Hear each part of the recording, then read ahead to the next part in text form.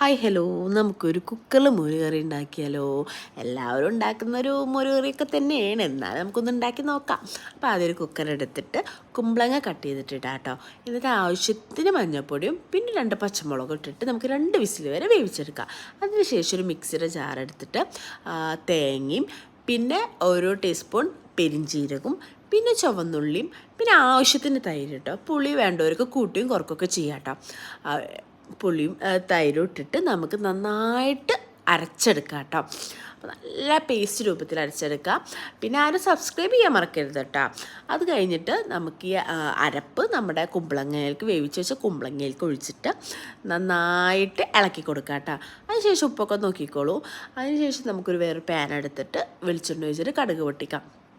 അതിനുശേഷം നമുക്ക് കുറച്ച് വറ്റൽമുളകും വേപ്പിൻ്റെ ഇലയും ഇടുക. എന്നിട്ട് ഈ കറി നമുക്ക് ഇതിൽ ഒഴിച്ചു കൊടുക്കാം. നല്ല അടിപൊളി മോരുകറി റെഡി ആയിട്ടാണ്. പിന്നെ എല്ലാവരും നമ്മുടെ ചാനൽ സബ്സ്ക്രൈബ് ചെയ്തിട്ട് സപ്പോർട്ട് ചെയ്യണം കേട്ടോ. എല്ലാവരും ലൈക്കും ഷെയറും സബ്സ്ക്രൈബൊക്കെ ചെയ്താലേ നമുക്ക്